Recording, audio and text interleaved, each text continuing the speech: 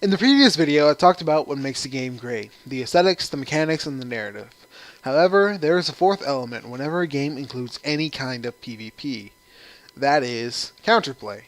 Counterplay is, well, it's easier just to give you an example. You're playing a fighting game with someone. They're attacking you very aggressively. To counter their strategy, you adapt and begin blocking and punishing anything unsafe. Then your opponent adapts to your adaptation and grabs you instead. Then you start adapting back and begin jumping to avoid getting grabbed. But counterplay goes beyond simply countering a strategy. It also includes a risk-reward system. You can choose to make a high-risk, high-reward move to get as much damage as possible, but leave yourself very vulnerable if you miss. Or you could choose to make a low-risk, low-reward option, where even if you do miss, you can't get punished too hard.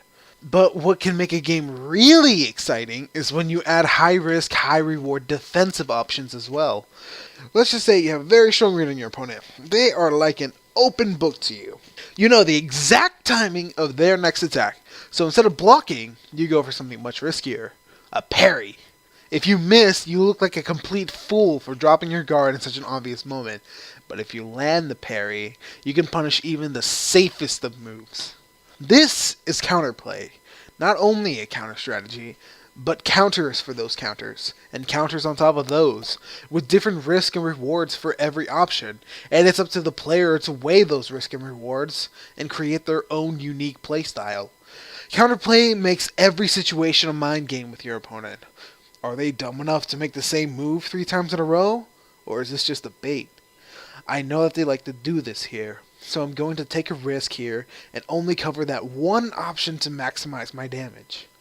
My opponent keeps anticipating my grabs, so I'm going to go for another option here. What makes a player versus player experience exciting is counterplay. And where aesthetics, narrative, and mechanics make a single player experience great, counterplay makes a multiplayer experience great.